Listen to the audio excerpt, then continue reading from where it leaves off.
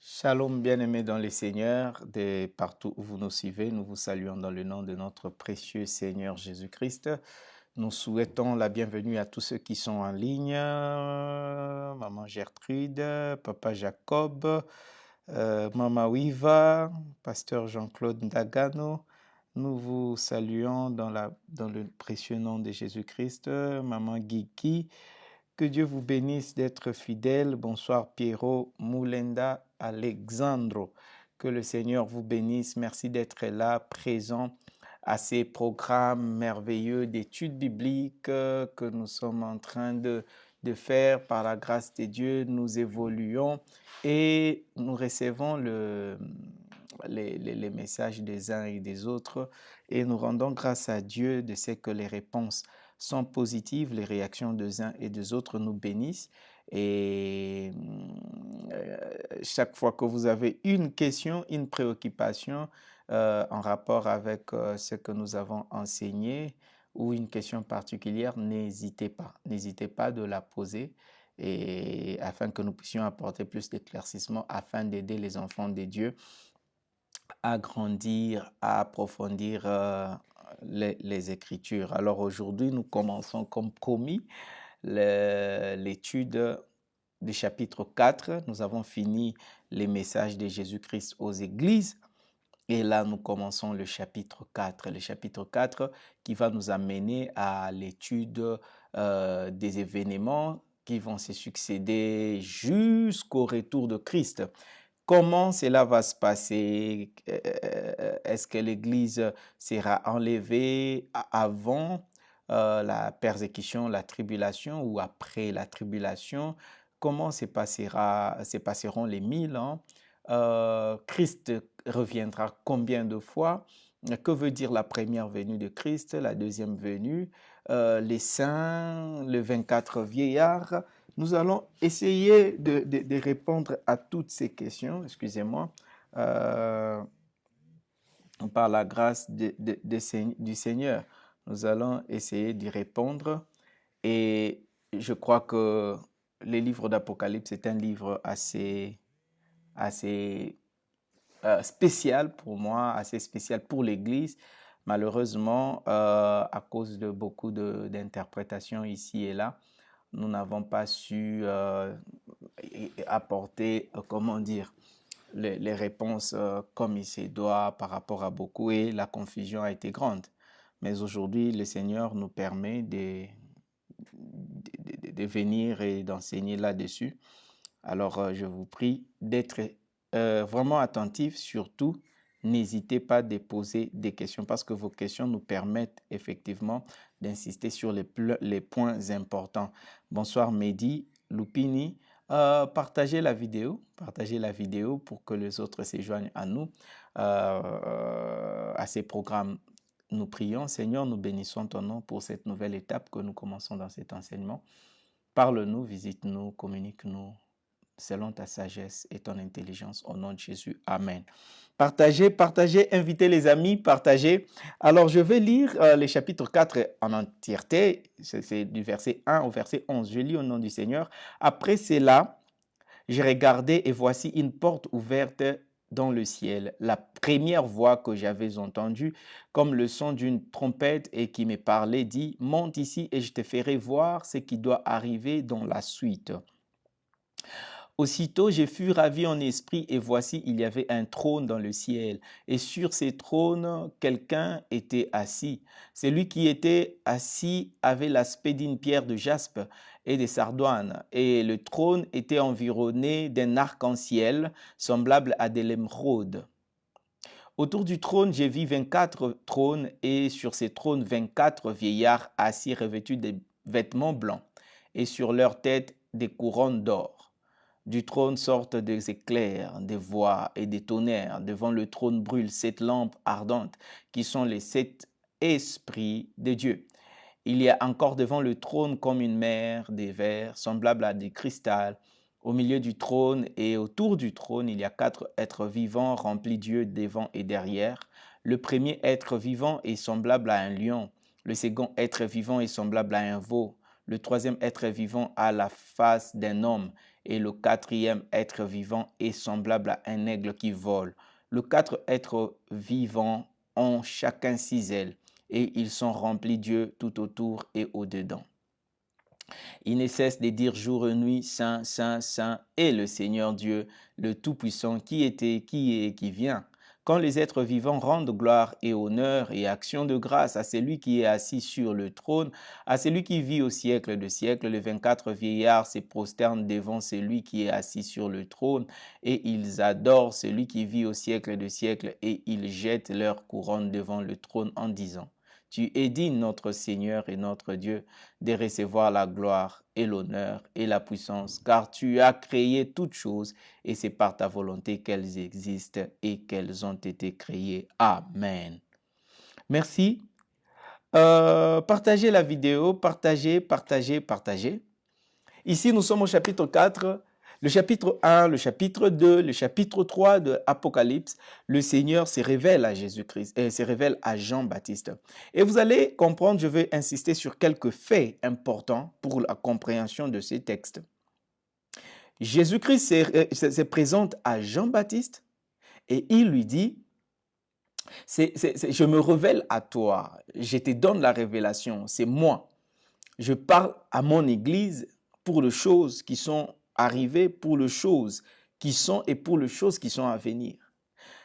Vous allez remarquer dans le Nouveau Testament que lorsque quelqu'un écrit une lettre à une église, il spécifie dès l'introduction Paul à l'église de Pierre à l'église au peuple de Dieu, ainsi de suite. Même Jean, il a écrit aux églises et ce sont leurs épîtres.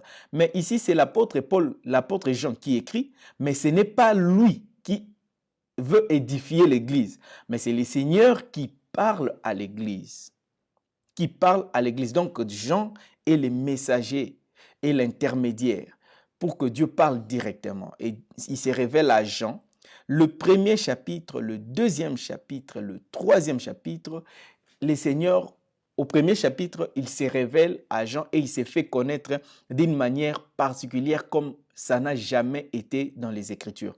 Personne n'a vu le Seigneur sous cet aspect-là, à part que Daniel a vu un tout petit peu quand vous lisez Daniel, mais la description comme telle, c'est Jean qui voit le Seigneur sous cet aspect-là. Et le chapitre 1, il est en train de le décrire.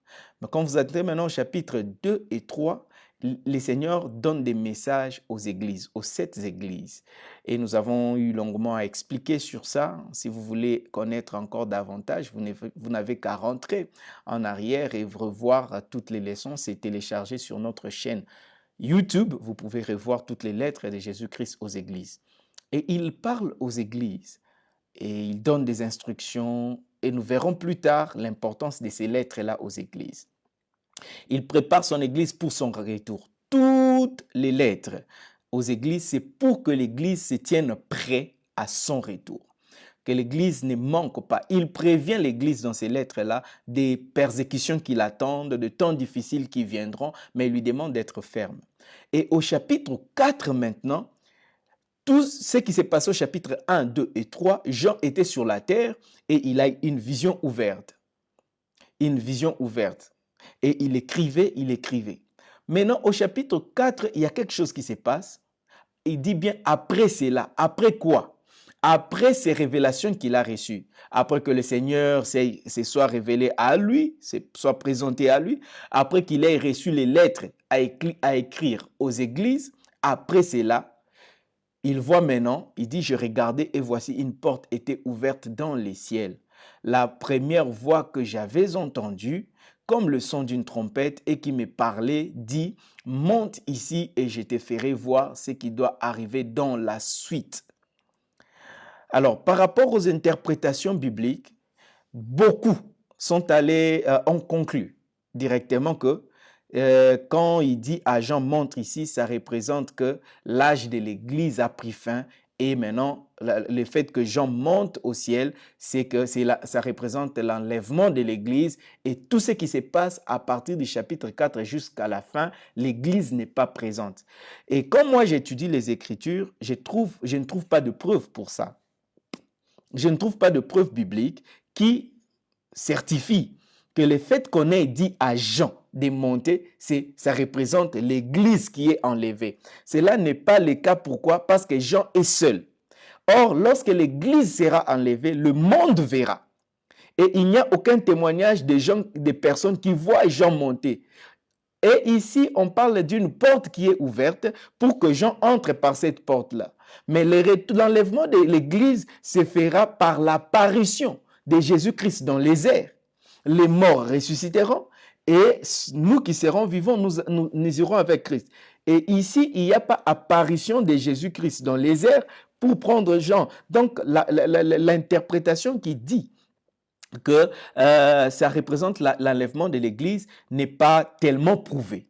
Et c'est une conclusion hâtive. Parce que aux lettres aux églises, le Seigneur promet à l'Église qu'il viendra comme un voleur et il promet à l'Église qu'avant cela, il y aura des persécutions, il y aura ça. Mais, et ici, conclure que le fait que Jean monte au ciel représente l'enlèvement de l'Église n'a pas de preuve. Ici, c'est Jean qu'on fait monter. Pourquoi le Seigneur fait monter Jean au ciel? Regardez, il dit la première voix que j'avais entendue comme le son d'une trompette et qui me parlait, dit monte ici, je te ferai voir quoi? Je te ferai voir ce qui doit arriver dans la suite de temps. Le Seigneur veut lui révéler ce qui doit arriver. Et Jean monte. Maintenant, là, c'est l'expérience qu'on appelle, c'est-à-dire, c'est son corps reste sur la terre, mais c'est son esprit qui va au ciel. Et c'est ce qu'on appelle transe, ou bien qu'on appelle, je ne sais pas comment l'autre terme utilisé ça, mais c'est une expérience spirituelle qui est faite en dehors de son corps et son esprit va au ciel. Et il entre au ciel. Quand il rentre au ciel, tout ce qu'il est, voilà, c'est dans la dimension spirituelle. Et la Bible dit ceci, aussitôt je fus ravi en esprit. Voilà les termes que j'ai cherchés. Être ravi en esprit. C'est une expérience spirituelle où tu es endormi dans ta chambre ou bien tu es à genoux en train de prier les seigneurs, ou bien tu es dans une église en train de prier, le Seigneur te ravit en esprit. Toi-même, tu peux voir comment ton esprit est en train de partir. Et ton esprit va pour rejoindre le Seigneur au ciel afin de voir ce qu'il a à te montrer. Et il fut ravi en esprit. Or, l'enlèvement de l'église ne sera pas un ravissement de l'esprit. Vous comprenez un peu? Pour montrer que le fait que Jean soit monté au ciel ne représente pas l'enlèvement de l'Église, Jean ne part pas avec son corps. Son corps reste sur la terre et c'est son esprit qui va pour voir ce que Dieu a révélé. Il fut ravi en esprit. Ça ne peut pas représenter l'enlèvement. Et voici, il y avait un trône dans le ciel et sur ce trône, quelqu'un était assis. Maintenant, ici, Jean est en train de voir les choses au ciel. Il a une vision céleste. Il voit le trône de Dieu. Il dit, c'est lui qui était assis avait l'aspect d'une pierre de jaspe et de sardoine. Et le trône était environné d'un arc-en-ciel semblable à de l'émeraude. Il essaye d'expliquer ce qu'il voit. En fait, ce qu'il voit, ce qu'il dit ici, ce n'est pas ce qu'il voit. Ce sont des exemples, des choses similaires qu'il essaye de relever pour expliquer ce qu'il voit. Il voit le trône et il dit autour du trône, j'ai vu 24 trônes et sur ces trônes 24 vieillards assis revêtus de vêtements blancs et sur leurs têtes des couronnes. Ici, Dieu amène Jean, la première chose avant de lui révéler quoi que ce soit, le Seigneur commence à lui présenter l'aspect du ciel. Et ça, vous pouvez le voir, les modèles que Dieu avait donnés à Moïse, que nous pouvons lire clairement dans Hébreux chapitre 9, où on décrit les tabernacles. Maintenant, ici, Jean est en train de voir la réalité de ces choses-là. Les tabernacles n'étaient qu'une représentation, un modèle. Mais là, Jean est effectivement au ciel et il est en train de voir. Il voit le trône, il le voit, mais il ne sait pas bien voir totalement Dieu parce que Dieu est environné des lumières. Maintenant, une parenthèse avant qu'on avance. J'en vois le trône. Et je l'ai enseigné une fois à mes écrans. J'ai dit, est-ce que Dieu habite le ciel? Ça, c'est une question. Est-ce que Dieu habite le ciel? Est-ce que le ciel, c'est la demeure de Dieu? Et la réponse que j'ai donnée à ça, avant d'y répondre, j'ai dit, avant le ciel, Dieu habitait où? Parce que le ciel est une création de Dieu. Dieu a précédé le ciel. C'est Dieu qui a créé le ciel et la terre.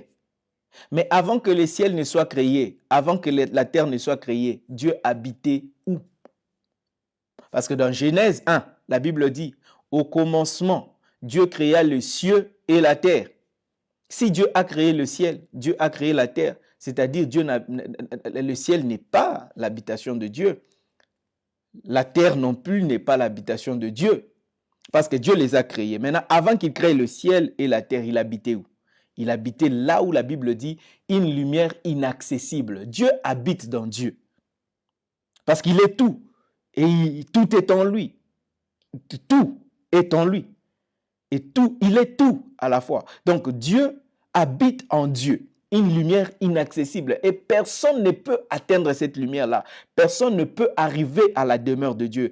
Personne ne peut arriver à l'existence, à l'essence même de Dieu. Parce que Dieu a précédé toute chose. Et c'est lui, Dieu, qui a créé le ciel et la terre. Pourquoi Dieu a créé le ciel? Dieu a créé le ciel pour communier avec les êtres célestes.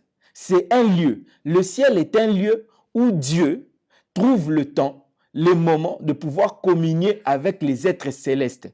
Parce qu'en créant les cieux, Dieu a créé les êtres célestes, les anges et toutes les créatures qu'on peut voir au ciel.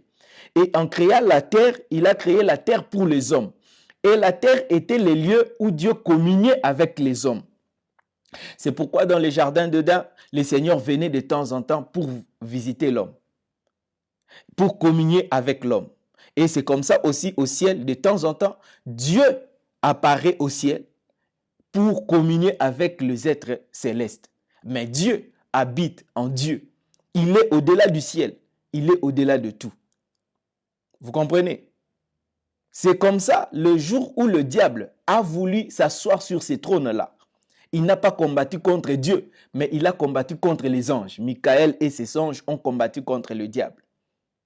Ils ont combattu contre le diable. Parce que le diable a eu la jalousie. Il a voulu occuper, je n'aimerais pas entrer dans les explications, mais j'expliquerai ça prochainement.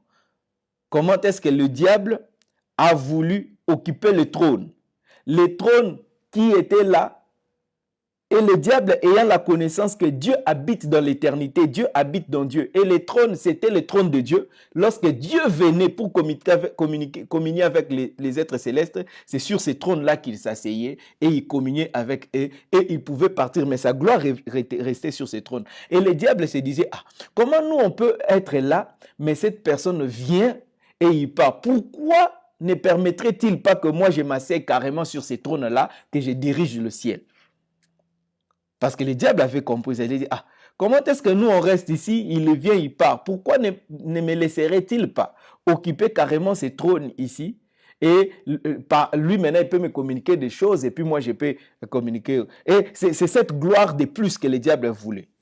Et c'est comme ça, en voulant avoir ces trônes-là, en voulant s'asseoir sur le trône, le diable ne visait pas renverser Dieu. Non, non, il voulait simplement monter et être l'intermédiaire de Dieu et les êtres célestes. Mais ce n'était pas la place qui lui revenait. C'était la place qui revenait à Dieu lui-même. Et quand le diable a voulu occuper cette place, il y a eu guerre au ciel. Les diables, les anges, Michael et les autres, ont combattu Lucifer et l'ont jeté sur terre.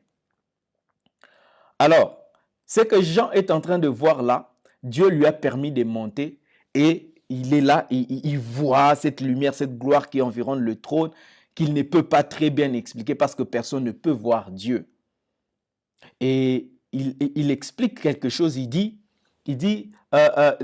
parle de 24 trônes qui sont là. 24 trônes qui sont revêtus, qui sont, occupés par 24 vieillards. Et il donne une bonne description, il dit, les 24 trônes, les 24 vieillards sont habillés en vêtements blancs, qui est le signe de la justice obtenue en Jésus-Christ. Nous avons longuement expliqué ça. Je vous donnerai des robes blanches, c'est que Jésus promet. Et quand nous voyons vers la fin, quand nous irons vers la fin, nous verrons que le Saint de Dieu était habillé en robe blanche, en vêtements blancs.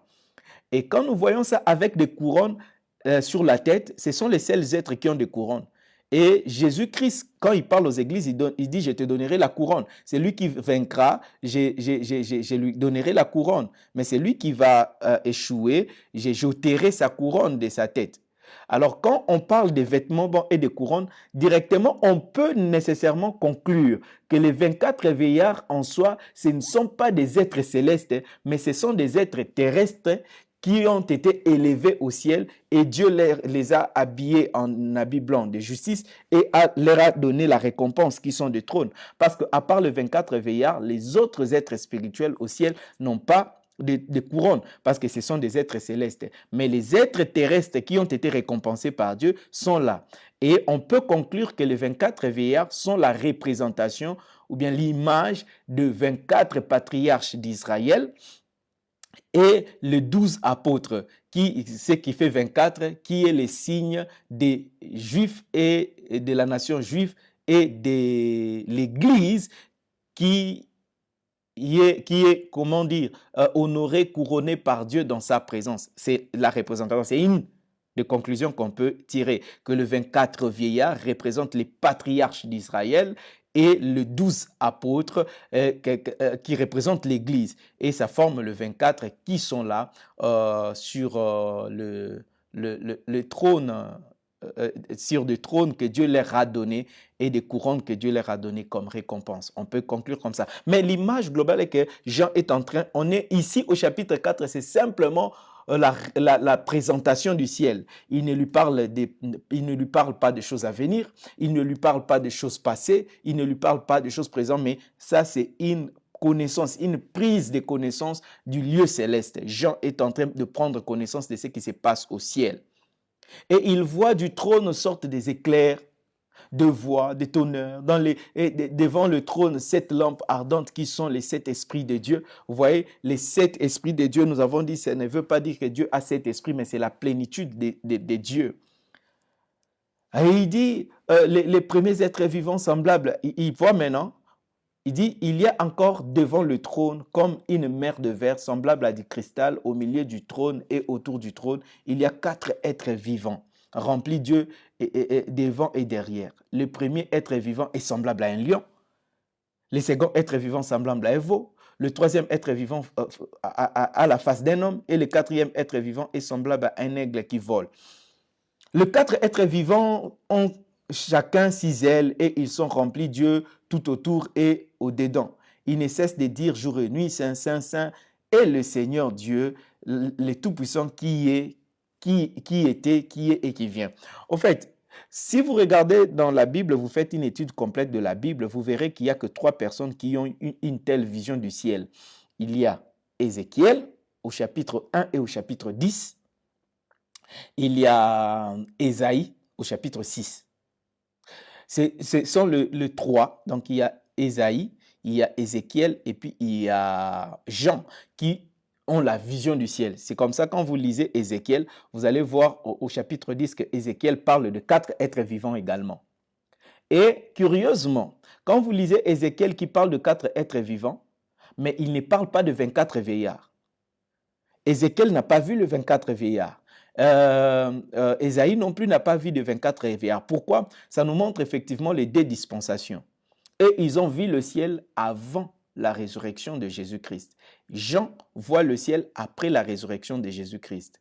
C'est comme ça qu'il voit les 24 vieillards qui est la représentation de l'œuvre de la croix, Jésus qui a ressuscité ou qui a sauvé le monde entier et qui va donner la récompense à ses serviteurs pour leur donner une place avec lui et qui leur donne des trônes et puis leur donne des couronnes. C'est seuls les gens qui voient le 24 vieillards, qui symbolisent le patriarche et les apôtres, une récompense qui est donnée, c'est une vision qu'ils voient, des ajouts de choses. Mais Ézéchiel également au chapitre 10 et au chapitre 1, il fait la description du ciel, il parle de 4 vieillards, de 4 êtres vivants et il les décrit de la même manière. Et ce sont des êtres spirituels qui sont au ciel. Alors nous pouvons trouver plusieurs façons d'interpréter cela en disant que c'est la représentation de Jésus-Christ c'est aussi une probabilité. Mais mieux vaut s'arrêter sur ce que la Bible dit d'abord, que ce sont des êtres vivants. Hormis le trône, ce sont des êtres spirituels, parce que dans le domaine spirituel au ciel, il n'y a pas que Dieu, il n'y a pas que les anges, il y a d'autres êtres qui ont d'autres formes, notamment les 4 êtres vivants qui représentent quelque chose. Mais j'aimerais que vous souligniez une chose, la Bible le dit, nous connaissons en partie. C'est pourquoi il y a des choses qui doivent rester comme telles, sans que nous les comprenions totalement, mais que nous connaissions que ça existe quand même. Parfois, on ne comprendra pas les tenants et les aboutissants. C'est Dieu qui a voulu qu'il en soit ainsi. Et nous connaîtrons tout lorsque nous serons là-bas, lorsque nous visiterons le ciel, lorsque nous les verrons face à face. Nous connaîtrons tel qu'il nous a connus.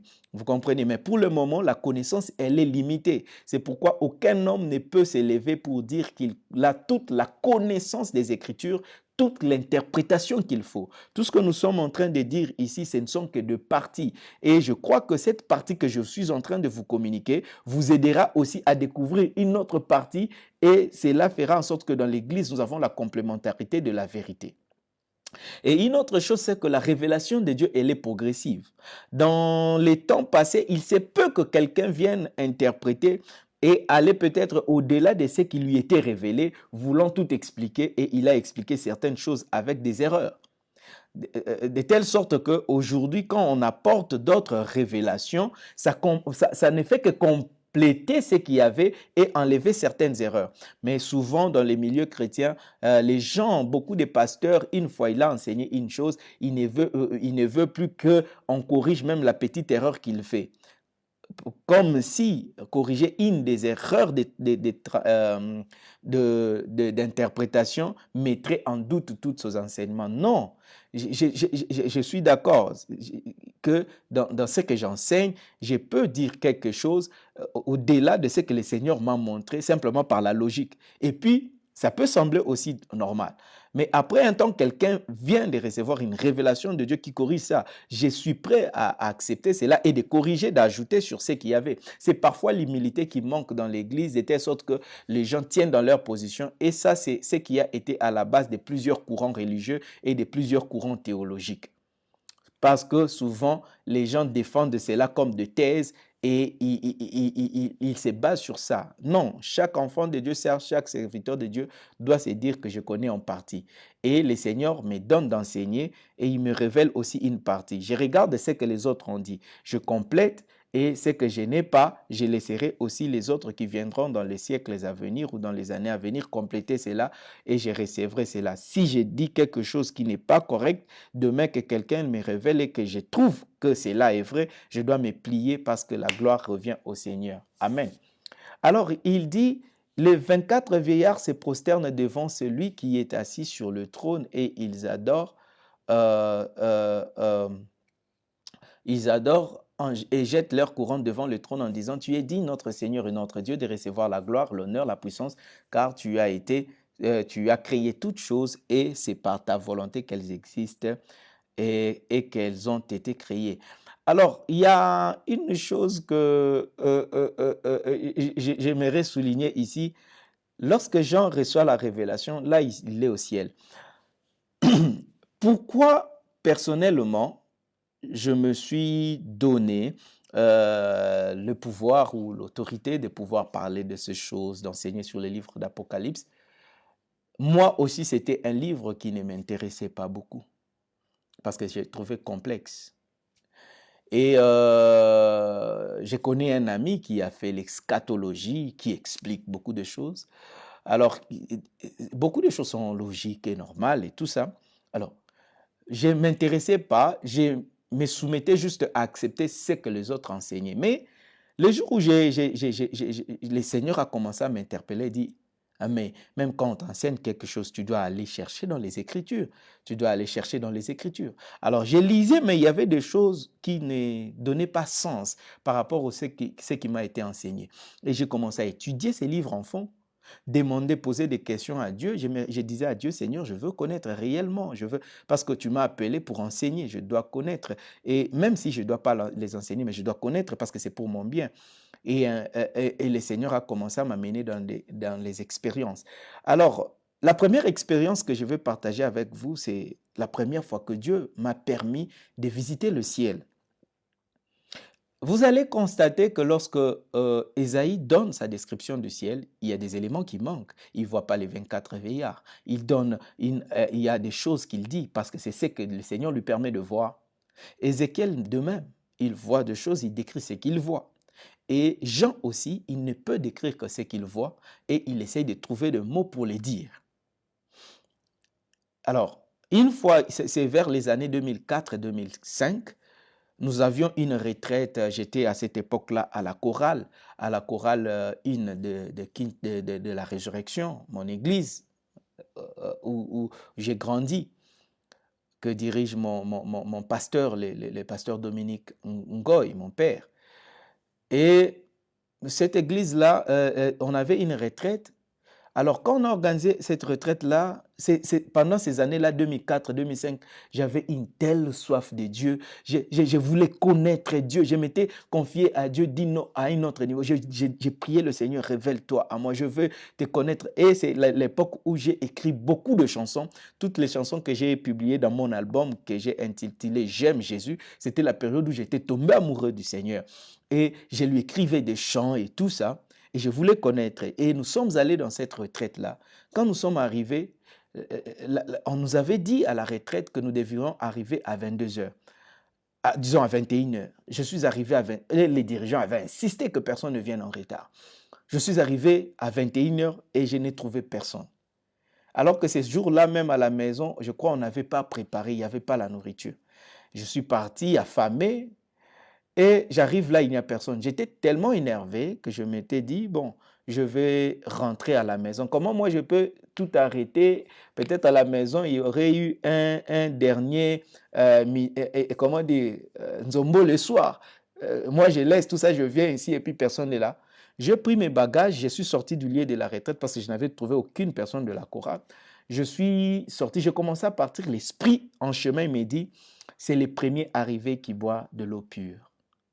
Et le Seigneur m'a dit de rentrer. C'est pourquoi je me suis retourné. Je rentre là au lieu de la retraite. Et c'est un principe que je vous donne aussi. En tout cas, si cela dépend de vous, arrivez toujours au lieu du culte à temps. Il y a toujours une grâce particulière pour ceux qui arrivent à temps. Parce que Dieu honore les rendez-vous qu'il prend avec les hommes. Quand il y a un rendez-vous que l'Église a établi, les cultes commencent à 9 heures. Sachez que Dieu vient à 9 heures et à 9 heures, il commence déjà à visiter les gens. Et le Seigneur m'a dit, ce sont les premiers arrivés qui boivent de l'eau pure à la rivière. Parce que quand vous arrivez à la rivière, l'eau est calme. Ce sont les premières personnes qui arrivent. Quand ils boivent, l'eau est encore pure. Mais plus ils boivent, ça bouge les saletés et l'eau se mixe avec les choses. C'est pourquoi je vous conseille, frères, soyez toujours à temps au culte. N'ayez pas l'habitude d'aller en retard dans des programmes de culte parce qu'il y a une visitation de Dieu. Et Dieu me dit, c'est le premier arrivé qui boit de l'eau pure. Rentre. Je suis rentré au lieu de la retraite. Quand je suis rentré au lieu de la retraite, je me suis agenouillé, je commençais à prier. Je disais maintenant à Dieu, je veux boire cette eau-là pure. Donne-moi tout ce que tu as réservé pour cette retraite. Révèle-les à moi. Parle-moi, parle-moi. Pendant que j'ai prié, j'ai fini de prier quelques heures après. C'est vers 23 heures qu'ils ont commencé à venir. Quand ils venaient, moi j'étais déjà énervé. Je me suis dit, j'ai déjà pris plus de 2 heures en train de prier. Donc la prière introductive là, je ne vais pas prier avec eux parce qu'ils m'avaient énervé. Ils sont venus très tard. Et puis ils venaient en causant, en parlant. Moi j'étais énervé, j'étais tranquille là. J'étais tranquille. Et puis à minuit juste, la prière a commencé. Et puis les dirigeants avaient dit qu'on va prier seulement 1 heure du temps jusqu'à 1 heure du matin. Les gens vont se réveiller, se reposer. Et puis on commencerait la prière à 4 heures du matin. Alors, pendant ces 1 heure-là, on était à l'intérieur. Ça se passe, c'est à Salongo, sur l'avenue Lushiku. Alors, j'étais là. Pendant les 1 heure de prière, là, j'ai boudé. Je ne voulais pas prier. J'étais là et j'étais juste, je m'étais tenu juste à la porte qui donnait au couloir qui allait vers le chambre. De telle sorte que quand on dit Amen, je suis le premier qui entre au couloir et je m'en vais dormir. J'étais là à la porte. Il priait, le dirigeant a conduit la prière. À 1 heure juste, il a dit Amen.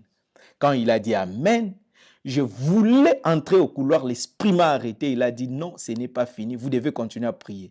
Je me suis retourné, je leur ai dit, l'Esprit dit qu'on doit continuer à prier. Tout le monde a murmuré. Et nous avons continué la prière. Mais les autres maintenant commençaient à murmurer. Moi maintenant, je priais. Et nous avons prié, c'était un bon moment. Et on a prié encore, je crois, 1 heure ou quelque chose. Et on a arrêté, on est allé dormir. Alors, quand je suis allé dormir le matin, je me suis réveillé avec la soif de Dieu. Je suis allé sous un arbre. J'ai prié, je disais à Dieu, parle-moi. Je disais à Dieu, montre-moi des choses. Je disais à Dieu, montre-moi des choses. Et pendant que j'étais sous ces citronniers-là, l'Esprit me prend. Et là, je suis ravi en esprit. Je me retrouve au ciel. Quand je me retrouve au ciel, je vois le trône de Dieu et je vois des éclairs qui tournent. Quand je vois le trône de Dieu, et je tremble. Et j'ai fait une demande à Dieu. Pendant que j'étais devant ce trône, j'ai dit, fais-moi connaître ce qui se passe dans ton cœur. Je veux voir comme tu veux, je veux comprendre comme tu comprends. Et sa main est sortie du trône, il m'a pris et il m'a placé dans son cœur. Dès qu'il m'a placé dans son cœur, j'ai commencé à voir tout ce qui s'est passé partout au même moment et j'ai commencé à entendre les prières de tout le monde. Tout le monde priait. Je pouvais voir les gens dans leur chambre en train de prier ici et là, dans les maisons. J'entendais les prières de tout le monde et je comprenais les prières de tout le monde. Je pouvais comprendre quand je regarde j'étais sous les citronniers et puis j'ai ouvert les yeux. Quand j'ai ouvert les yeux, il me suffisait de regarder quelqu'un pour entendre ce qu'il pense dans son cœur. Et c'était une expérience qui m'a secoué. Je ne parvenais pas à supporter ça. J'entendais les prières des gens, j'entendais les murmures des gens, et ça faisait, quand les gens murmuraient et parlaient mal, ça me faisait mal au cœur. Et je n'ai pas pu supporter cela.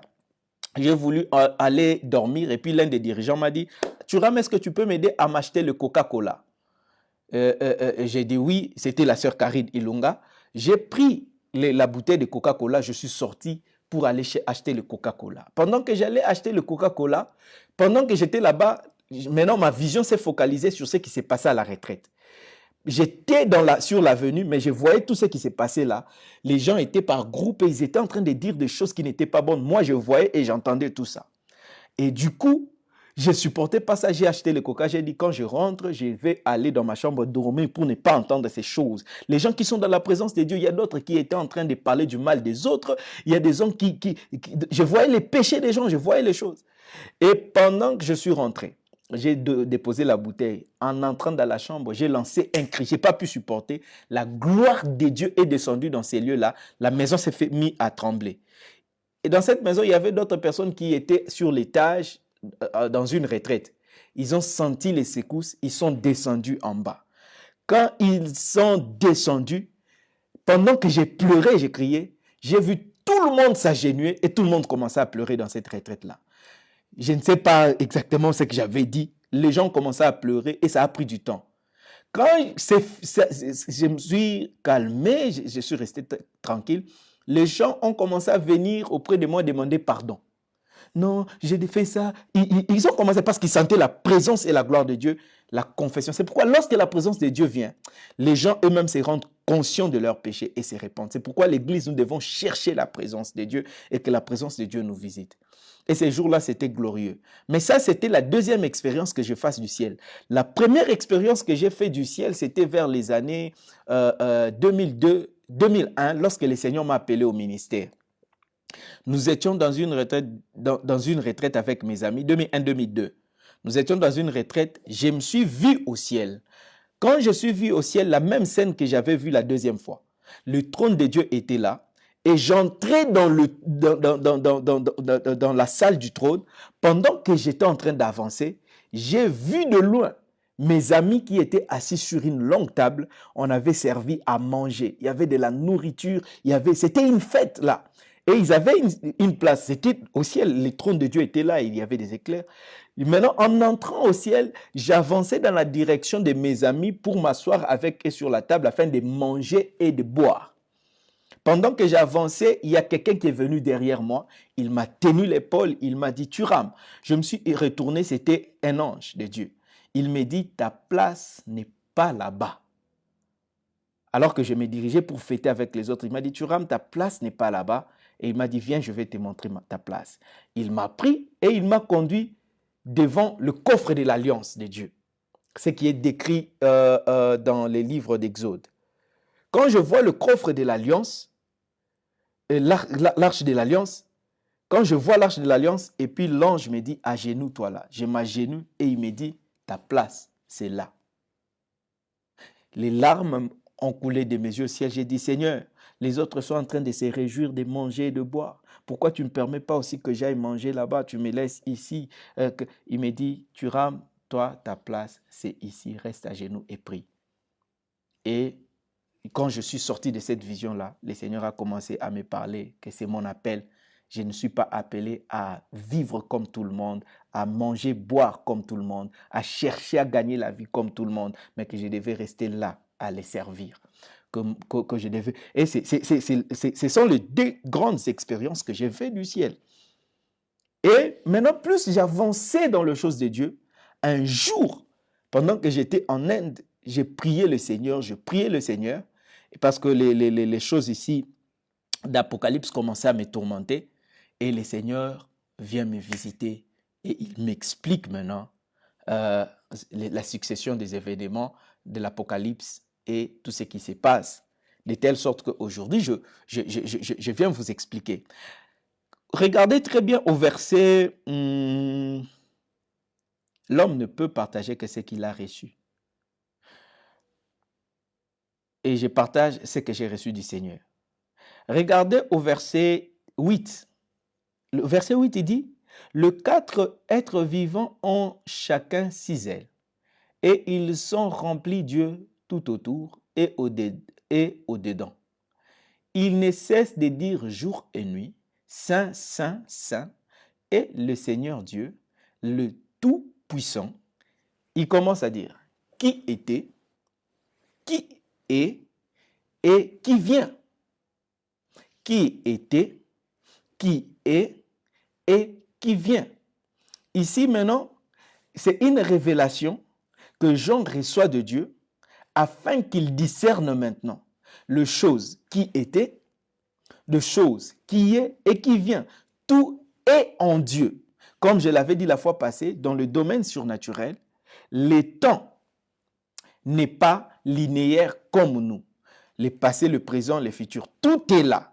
Mais seulement le Seigneur choisit de te montrer ce qu'il veut te montrer pendant que tu es là. Tu peux voir quelque chose, mais peut-être avec l'intelligence humaine, tu ne sauras pas déterminer que ça, c'est dans les temps terrestres, ça représente telle époque. Ça, dans les temps terrestres, ça représente telle époque. Ça, dans les temps terrestres, ça représente telle époque. Et par rapport à mes expériences aussi avec le Seigneur, quand il m'amène dans une vision, parfois je suis troublé. Je ne sais pas définir si la chose que je vois est passée, si la chose que je vois est présente, ou bien si la chose que je vois est en train d'arriver. Et ça, toute personne qui reçoit des visions de Dieu va vous le dire. On ne sait pas tout de suite déterminer la vision que je vois. Il s'agit du passé, du présent, et c'est quand on passe du temps dans la prière que l'on comprend que ça, c'est ce qui est, ça, c'est ce qui était, ça, c'est ce qui vient. De telle sorte qu'ici, on ne fait présenter à Jean que les tabernacles de Dieu, les choses qui sont au ciel. Maintenant, par la suite, à partir, vous allez voir ici, Jean ne décrit pas qu'il voit le sein de Dieu, il ne décrit pas la position de l'Église, il ne décrit pas, il ne parle pas de choses de la terre. Ici, Jean ne fait que présenter les tabernacles de Dieu, les choses qu'il voit, les choses qu'il est en train de... C'est-à-dire, Dieu veut lui faire comprendre l'atmosphère de ce qui se passe autour du trône, avant de commencer à lui révéler des choses à venir. Regardez, à l'introduction, il dit quoi? Monte ici et je te ferai voir ce qui doit arriver dans la suite de temps. Mais les choses qu'il est en train de décrire à partir du verset 2 descendant, ce ne sont pas des choses à venir, mais ce sont des choses, on lui présente d'abord le ciel. C'est qu'il voit la présentation du ciel, les choses que Ézéchiel avait vues, les choses que Ésaïe avait vues. Ici, il ne voit rien qui concerne les événements à venir. Ici, on est juste en train de lui présenter le ciel. Et il le voit, et puis c'est comme ça, les chapitres se concluent très simplement en disant, ce qu'il a dit, tu es digne, notre Seigneur et notre Dieu, de recevoir la gloire et l'honneur, la puissance, car tu as créé toutes choses et c'est par ta volonté qu'elles existent et qu'elles ont été créées. Et on lui montre le ciel que Dieu a créé avec tout ce qu'il y a et la gloire qui est donnée à Dieu sur le trône qu'il s'est donné au ciel. Et Dieu est célébré. Ça, Jean fait cette présentation. Maintenant, quand il finit la présentation, on finit de lui présenter le ciel en allant maintenant au chapitre 5. C'est là maintenant qu'on commence à parler à Jean de choses qui étaient, de choses qui sont et des choses à venir. Ce qui fait que le livre d'Apocalypse ne contient pas que, à partir du chapitre 5, ne contient pas que de choses à venir. Le livre d'Apocalypse contient de choses passées, contient de choses présentes et des choses à venir. Mais si vous vous trompez à croire que tout ce qui est dans le livre d'Apocalypse sont des choses à venir, vous aurez du mal à interpréter correctement. Parce que au chapitre 1, il dit, écrit des choses que tu as vues, de choses qui sont et des choses que je te montrerai. Donc, ici, Jean est en train d'écrire beaucoup de choses. Et maintenant, pour permettre à Jean de bien saisir les choses à venir, le Seigneur commence à lui montrer ce qui était. Par exemple, au chapitre 5, il dit, puis j'ai vu dans la main droite de celui qui était assis sur le trône, un livre écrit en dedans et en dehors, scellé de 7 sceaux. Et j'ai vu un ange puissant qui criait d'une voix forte, qui est digne d'ouvrir les livres et d'en rompre les sceaux. Si vous analysez, à partir de demain, nous verrons ça, mais je voulais juste souligner ça. Si vous voyez ce que Jean dit ici, au chapitre 5, mais le livre est d'en rompre les sceaux. Est-ce que Jean, connaissant la réalité que Jésus-Christ est l'agneau de Dieu et il est digne de faire tout. Pourquoi il pleure? Parce que personne n'a été digne. Parce qu'il dit, j'ai regardé dans le ciel, sur la terre et sous la terre, personne n'avait été digne. Or, l'agneau de Dieu est déjà digne. Quand vous lisez au chapitre 4, vous verrez qu'il est digne. 11, verset 11 du chapitre 4. Tu es digne, notre Seigneur et notre Dieu, de recevoir la gloire et l'honneur et la puissance, car tu as créé toutes choses. Et c'est par ta volonté qu'elles existent et qu'elles ont été. Pourquoi Jean n'a pas vu que Dieu est digne d'ouvrir les livres et d'en rompre les sceaux? Il a dit personne n'a trouvé digne. Parce que simplement là, on était en train de lui montrer la scène avant que l'agneau de Dieu ne s'élève pour sauver l'humanité. Parce qu'il s'agissait du salut. Il s'agissait, je vais expliquer ça correctement demain et profondément. Et là, au chapitre 5, c'est-à-dire on ramène les gens au début, tout au début de l'histoire de l'humanité. Au début de l'histoire de l'humanité. Et nous allons voir cela et avancer maintenant pour voir. C'est comme cela. Quand vous rentrez au chapitre 2 et 3, quand il écrit aux églises, je vous ai enseigné que tous les hommes, tous les théologiens sont d'accord sur le fait que les messages adressés aux 7 églises concernaient les églises qui ont existé à l'époque. En même temps, cela concernait les âges des églises à venir. Et en même temps, cela concernait l'église du futur. C'est-à-dire, les messages de chaque église concernent aussi toute personne. Mais dans ces messages écrits aux églises, effectivement, nous pouvons retracer les événements dans le passé, voir qu'effectivement, l'église d'Éphèse, voilà ce qui s'est passé. L'église de Smyrne, voilà ce qui s'est passé. L'église de Thyatire, ainsi de suite.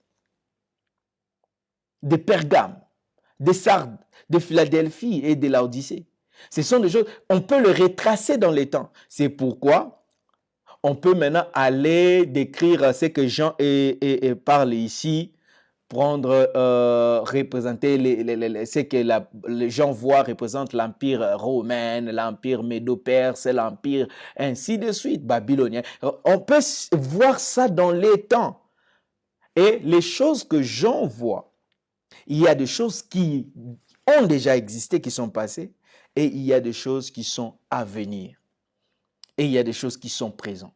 C'est l'étude que nous ferons à partir du chapitre 5 pour séparer. Nous ne ferons pas étude chapitre par chapitre, mais plutôt nous ferons une étude temps après temps, événement après événement. Et dans cette étude-là, vous verrez que nous prendrons d'autres chapitres qui sont avant, nous les ramènerons en arrière, et les chapitres qui sont mis, disons, devant, nous les amènerons en arrière, ainsi de suite. Nous allons intervertir juste pour vous montrer des événements. Si vous n'avez pas cette perception-là, vous allez vous perdre dans l'interprétation et vous allez vous retrouver avec des illogiques, avec des choses, et finalement, vous allez jeter les livres d'Apocalypse et dire que c'est compliqué. Donc, comprenez ici que le chapitre 4 ne représente que la présentation, la vision du ciel.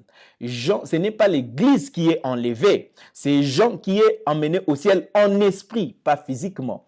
Et il voit la vision du ciel comme beaucoup de gens aujourd'hui expérimentent la vision du ciel. Je vous ai donné mon témoignage parce que je suis un témoignage vivant. Et je connais beaucoup de gens, beaucoup de personnes qui ont partagé la vision du ciel. Ils ont eu l'opportunité, la grâce, Dieu les a amenés au ciel, voir le ciel. Et si tu pries, tu les demandes à Dieu, il peut aussi te permettre de visiter le ciel. La chanson que nous chantons ici, Nayoki posa komata, yakomata na lola he, yakoyemba na banje. Écoutez, ce n'est pas juste une chanson, mais Dieu peut le rendre réel pour toi. Et l'expérience que Jean a faite de monter au ciel en esprit, Dieu peut aussi l'accorder à qui le veut, à qui le demande. Et il peut l'accorder par sa grâce. Aucun homme ne peut se battre la poitrine que je suis allé au ciel. Personne ne peut s'enorgueillir que moi j'ai visité le ciel. C'est la grâce que Dieu accorde à qui il le veut. Ce n'est pas un sujet de gloire, mais c'est plutôt un sujet de joie à partager avec l'Église. Voici ce que le Seigneur a fait pour moi. Il peut le faire aussi avec vous. Et vous qui me suivez ici, la visitation du ciel, visiter le ciel n'est pas réservé à des personnes spéciales. Dieu fait grâce à qui il veut. Et si tu le demandes et tu le demandes sincèrement, avec tout ton cœur, il te permettra de visiter le ciel. Et moi, personnellement, dans mon cas, si le Seigneur m'a permis de faire des expériences célestes, de voir des choses, de visiter le ciel, d'entendre la voix de Dieu, d'expérimenter ça, c'est parce que j'ai passé mon temps dans la prière à les demander à Dieu de tout mon cœur parce que je le voulais vraiment. J'ai demandé à Dieu. J'ai passé toute mon adolescence à désirer cela, à demander à Dieu, fais-moi voir ta gloire, fais-moi visiter ton trône, fais-moi visiter le ciel. Je l'ai demandé. Je l'ai demandé pas non pas pour venir devant les hommes et dire, écoutez, moi je suis grand, je suis allé. Non, non, non. Je l'ai demandé parce que j'ai cherché une intimité avec le Seigneur. C'est la seule raison pour laquelle j'ai demandé cela. Et même aujourd'hui, quand j'ai prié au Seigneur, j'ai dit à Dieu, amène-moi faire un tour, amène-moi. Je ne les demande pas parce que je veux paraître spirituel ou je veux paraître grand, mais je les demande parce que je veux être simplement intime avec Dieu, connaître Dieu qui se révèle en moi. Si je me rappelle encore un jour, j'étais en train de prier. J'étais en mission en Inde quelque part, je priais le Seigneur et le Seigneur m'a pris et il m'a amené au jardin de Gethsemane et il m'a expliqué pourquoi est-ce qu'il était en train de pleurer. Et vous savez, parfois Dieu nous amène dans des scénarios. Quand tu développes ton intimité avec le Seigneur, il peut juste te raconter des choses qui ne sont pas dans la Bible. Il te raconte des réalités. Je vous partage ça avant de finir. Ce jour-là, j'étais en train de prier. Le Seigneur m'a dit, ok, Thuram, je vais t'amener faire une visite au ciel, et disons, une visite dans l'histoire. Et pouf, nous nous sommes retrouvés avec le Seigneur au jardin de Gethsemane. Et on était debout avec lui, mais il était en même temps là-bas, à genoux sur la pierre, en train de prier et disait à Dieu, Père, si tu peux éloigner de moi cette coupe, si tu peux éloigner de moi cette coupe. Alors j'ai posé la question au Seigneur, j'ai dit, Seigneur, mais pourquoi tu demandais à ce que la coupe soit éloignée? Est-ce que c'est parce que tu avais tellement peur de la croix, parce que tu avais... Jésus-Christ m'a dit une chose. Il m'a dit ceci, Thuram, ces jours-là, j'ai regardé les apôtres, comment ils dormaient. j'ai eu mal dans mon cœur. J'ai vu qu'ils étaient encore faibles. J'ai vu ils avaient encore besoin de moi avec eux. J'ai vu les désirs de leur cœur d'être avec moi et j'ai pensé au milieu d'autres disciples et d'autres gens qui m'attendaient et qui voulaient que je sois là. Et j'ai voulu demander à Dieu. Au fait, je n'avais pas demandé que la croix soit annulée. J'ai dit si tu peux éloigner. Et en demandant au Père d'éloigner la coupe, j'ai demandé au fait à Dieu de reporter, de me donner encore plus de temps, de me donner quelques mois de plus à rester avec eux, de les fortifier encore davantage avant de pouvoir boire cette coupe-là. Je ne demandais pas l'annulation, mais j'ai demandé simplement un report parce qu'on devait m'arrêter cette nuit-là. Et je me suis dit à Dieu, laisse-moi encore un peu de temps avec eux et ensuite la croix viendra. Mais Dieu m'a dit, ils sont déjà prêts. C'est maintenant que le travail doit se faire. C'est pourquoi j'ai dit à Dieu, que ta volonté soit faite et non ma volonté. Et j'étais là, j'ai dit, waouh! Donc, c'était le cœur humain de Jésus-Christ qui regardait ses apôtres et qui voulait être avec eux. Il voulait encore rester avec eux, prier encore avec eux, les fortifier davantage pour qu'ils soient prêts pour ce qui était en train d'arriver. Mais le Père a dit non. Et il m'a expliqué ça. Ça, vous ne trouverez pas ça écrit dans les Écritures quelque part. Et ce sont des expériences que Dieu peut accorder à un homme. Juste parce que cet homme, quand tu cherches l'intimité avec Dieu, Dieu te fera connaître des choses qui parfois ne sont pas écrites. Dieu va te permettre de connaître des choses qui sont de secret pour lui. Parce que la Bible ne contient pas tout ce qu'il y a. Mais la Bible nous sert simplement de base pour certifier des choses, extra-bibliques. Si c'est conforme, la Bible est une base. Tout ce qui est extra-biblique, qui ne concorde pas ou qui ne certifie pas des choses qui sont dans la Bible, il ne faut pas les accepter, il faudrait être prudent. Mais quand une vérité extra-biblique vient, il faudrait voir si elle trouve un fondement dans les Écritures. Et ces jours-là, j'étais waouh. Et quand vous servez, vous cherchez l'intimité avec le Seigneur va commencer à vous révéler des choses et à vous expliquer parfois certains textes qui ne sont pas clairs dans les Écritures. Et c'est un exercice que vous devez développer, que vous devez faire surtout pour ces livres d'Apocalypse. Les choses que moi, je veux vous révéler à partir de demain, concernant les événements, ce sont des choses que le Seigneur m'a amenées et il a commencé à m'expliquer cela. Et comment est-ce que cette intimité avec le Seigneur s'est développée dans ma vie? C'est depuis que j'étais adolescent, même quand je suis allé à l'université. Je me rappelle, j'étais à l'UNIKIN, à la faculté polytechnique. Je veux finir avec ces témoignages. Je montais à l'université à 6 heures du matin et le cours commençait à 8h30. Quand j'arrivais à l'université, je n'allais pas tout de suite à l'auditoire. J'ai commencé mes premières heures à l'amphithéâtre Léon de Saint-Moulin. Je priais seul les seigneurs. Je priais, je communiais avec Dieu et j'allais dans les auditoires. J'ai prêché l'évangile avant que le cours ne commence. J'enseignais, j'ai prêché l'évangile dans les auditoires. Et un jour, je me rappelle même, j'étais en train de prêcher et un professeur devait commencer son cours. Il est arrivé, mais j'avais débordé, comme je déborde un peu aujourd'hui. J'avais débordé et le professeur s'est tenu à la porte, il attendait que je finisse. Je l'ai vu, je n'ai pas arrêté, j'ai poursuivi l'appel, j'ai prié pour les gens et quand j'ai fini, je suis allé m'asseoir et le prof est entré, il a dit « Monsieur, prochainement, essaie de finir avant, je sais que c'est important. » Et c'est comme ça que j'ai été là. Et quand je faisais mon parcours à l'université de Kinshasa, à la faculté polytechnique, les seigneurs me visitaient, non pas pour me parler des choses spirituelles, mais ils m'expliquaient mes cours. Ils m'expliquaient mes cours. Et un jour, je veux m'arrêter par ces témoignages, j'étais en 3e graduat, parce que j'étais au département d'électricité à la faculté polytechnique. J'étais là, et il y avait le projet de construction de notre église qui était en cours. Pendant que le projet était en cours, j'ai prié le Seigneur et le Seigneur est venu la nuit. Il m'a pris. C'était un ange qui est venu. Il m'a pris et il m'a emmené dans un grand bâtiment qui était comme un atelier. Et le Seigneur était là, il travaillait. J'ai voulu aller auprès du Seigneur, l'ange m'a retenu. Et le Seigneur l'a regardé, il a dit, laisse-le venir. Je suis allé et j'ai vu le Seigneur travailler sur un projet. il a commencé à m'expliquer. Il me dit, je t'explique comment on installe des lumières dans une salle, dans une ville, comment on calcule, comment on dimensionne pour installer l'électricité, la lumière particulièrement. Il m'a donné un schéma, il m'a expliqué. Et j'ai écrit toutes ces choses-là. Et il m'a dit, tu seras en train d'installer des lumières dans la vie des gens. Mais ça, ça concerne la science. Quand je suis sorti de cette vision-là, j'ai pris tout ce que le Seigneur m'avait montré dans cette vision, je les ai écrits dans mon agenda, que je garde même jusqu'à aujourd'hui. Le jour suivant, je descends à l'église, je regarde le bâtiment de l'église, je constatais qu'il y avait les travaux d'installation des lumières qui avaient freiné, ça ne progressait pas.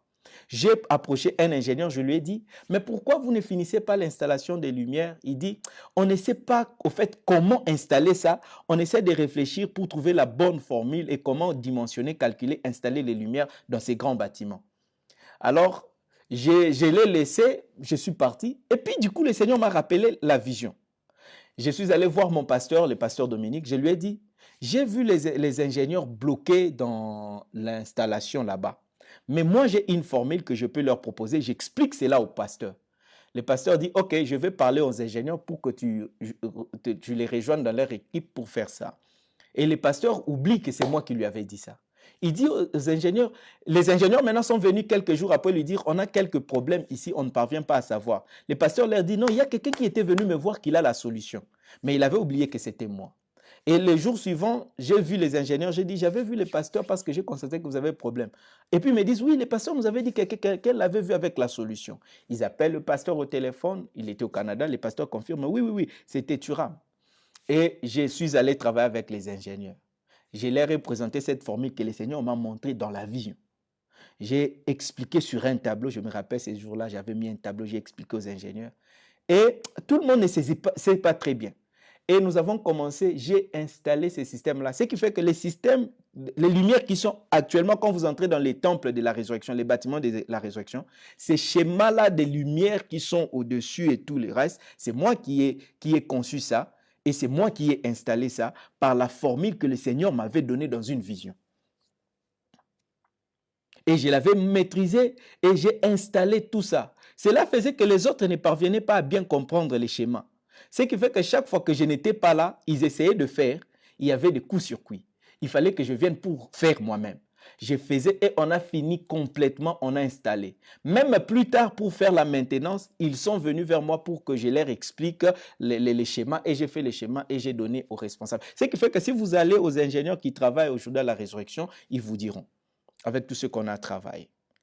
Vous comprenez un peu? Donc, l'installation électrique qui est faite dans les bâtiments de la résurrection, le Seigneur me l'a révélé dans la vision. Je ne l'avais pas encore étudié en classe.